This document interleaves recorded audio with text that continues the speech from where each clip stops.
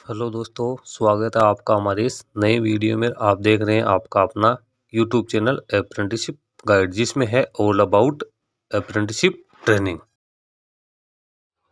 दोस्तों आज की वीडियो में हम बात करेंगे यदि आईटीआई कैंडिडेट की मार्कशीट में उसके नाम, उसकी जन्म तिथि, उसके माता पिता के नाम या अन्य कोई प्रोफाइल में कोई त्रुटि रह जाती है, यानी कोई चीज़ गलत टाइप हो जाती है उसकी मार्कशीट या आईटीआई सर्टिफिकेट में, तो उसको वो करेक्ट कैसे करवा सकता है, उसमें संशोधन के लिए उसे क्या करना पड़ेगा। दोस्तों कई बार क्या होता है, आईटीआई अप्रेंटिस जब आईटीआई कैंडिडेट है वो आईटीआई पास आउट करने के बाद जब उसका रिजल्ट आता है, उसकी मार्कशीट या सर्टिफिकेट आता है, तो उसमें उसका खुद का नाम, उसकी डीओबी या माता पिता के नाम में गलती पाई जाती है। इसके लिए कैंडिडेट काफ़ी परेशान होता है और वो बार बार अपनी जो इंस्टीट्यूशन है उसके चक्कर काटता है। दोस्तों आज से कुछ समय पहले तक जो ये प्रोफाइल करेक्शन की जो समस्या थी उसको सोल्व करने में काफ़ी टाइम लगता था, लेकिन अभी डीजीटी ने इसकी सुविधा है वो ऑनलाइन भी प्रदान कर दी, यानी कैंडिडेट ऑनलाइन तरीके से भी अब अपनी प्रोफाइल में करेक्शन करवा सकते हैं।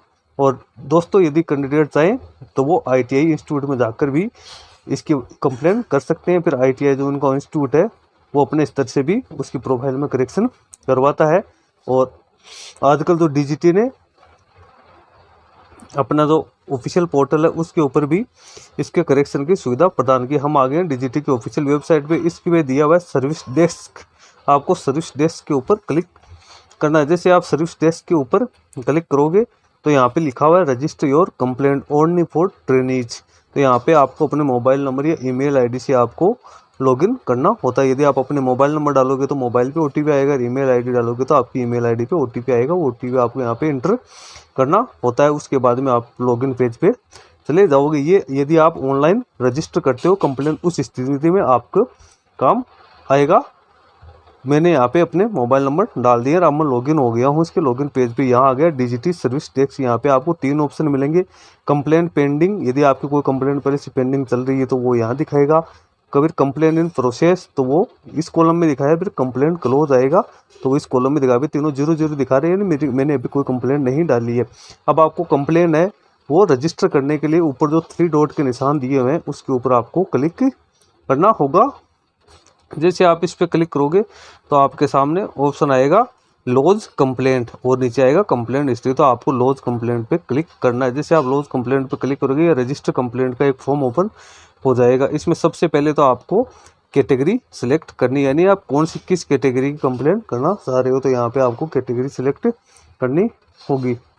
जैसे यहाँ पे देखोगे CBT exam, exam result and certification, certification correction, general CITS related apprentice, इनमें जो भी कैटेगरी के लिए आपको कंप्लेंट करें वो आपको सिलेक्ट। जैसे आपको सर्टिफिकेट या मार्कशीट में करेक्शन करवाना है तो आपको सर्टिफिकेट करेक्शन पे क्लिक करना है। फिर आपको आगे सब कैटेगरी का सिलेक्शन करना है। सब कैटेगरी पे आए, यहाँ पे आएगा प्रोफाइल करेक्शन, यानी आपके जो नाम वगैरह है वो प्रोफाइल करेक्शन वगैरह में आते हैं। उसके बाद यहाँ पे कंप्लेंट टाइप आपको सिलेक्ट करना, इसमें आपको जनरल क्वेरी या कंप्लेंट में से एक सिलेक्ट करना है। यहाँ पे आपको कंप्लेंट रखना। उसके बाद में आपको अपना स्टेट है उसका सिलेक्शन करना है, जिस स्टेट से आप आते हो। जैसे मैं राजस्थान से हूँ तो मैं राजस्थान यहाँ पे सिलेक्ट कर लूँगा। उसके बाद में आपको यहाँ पे सब्जेक्ट ऑफ द कंप्लेंट, यानी आप किस के रिगार्डिंग कंप्लेंट करें वो सब्जेक्ट यहाँ पे डालो। जैसे मैं यहाँ पे डीओबी में करेक्शन करवाना चाहता हूँ तो यहाँ पे लिखूंगा डीओबी करेक्शन, ये आपको शॉर्ट में लिखना है। उसके बाद में आपको आगे आपसे डिस्ट्रिक्ट का नाम पूछेगा तो आपको यहाँ पे अपना डिस्ट्रिक्ट है वो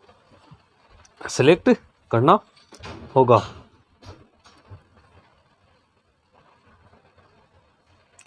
डिस्ट्रिक्ट सेलेक्ट करने के बाद में यह आपसे आपके रोल नंबर पूछेगा, यानी जो आपके आईटीआई में जो आपके रोल नंबर है एग्जाम के वो आपसे ये पूछेगा।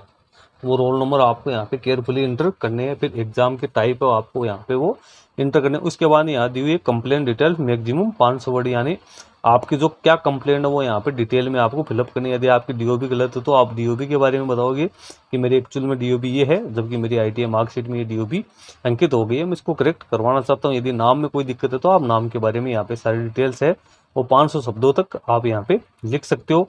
नीचे फिर दिया है तो कंप्लेंट जिससे रिलेटेड आप करें उससे रिलेटेड डॉक्यूमेंट आपको यहाँ पे अटैच करना होगा। यानी आपकी डीओबी में कोई गलती है तो आपको डीओबी जो सही डीओबी है उसका और जो गलत डीओबी प्रिंट हुई है वो आपको यहाँ पे पीडीएफ फाइल में यहाँ पे चूज करके यहाँ पे डालनी है। नेम से संबंधित है तो नेम से संबंधित कोई डॉक्यूमेंट है वो अटैच करना है। उसके बाद नीचे जो कैप्चा दिया वो कैप्चा आपको एंटर करना है। कैप्चा एंटर करने के बाद नीचे सबमिट का ऑप्शन दिया हुआ, आपको सबमिट के ऑप्शन के ऊपर क्लिक करना होगा। जैसे आप सबमिट के ऑप्शन पे क्लिक करोगे, आपका जो ये कंप्लेंट है ये सक्सेसफुली सबमिट हो जाएगी और ये डीजीटी हेल्प डेस्क के पास चली जाएगी।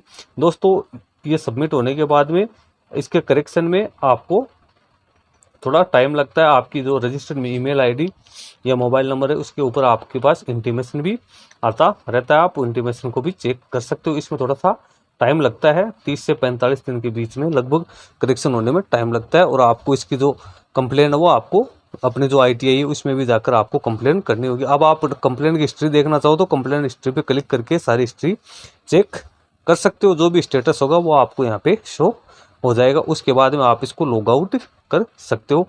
ये कंप्लेंट डालने के बाद जो भी आपके रिक्वायर्ड डॉक्यूमेंट है वो लेके आपको अपने ITI में जाना है और वहाँ पे भी ये सेम कंप्लेंट है, उसके बारे में आपको बताना है कि मेरे नाम ही ये गलती है। जब आपकी ITI से वेरीफाई करेगा जो DGT है तो वहाँ से वो डॉक्यूमेंट्स सबमिट कर देगी। तो दोस्तों ये तो एक प्रोसेस थी कि कैंडिडेट वो अपना नाम अपने DOB कैसे चेंज करवा सकता है।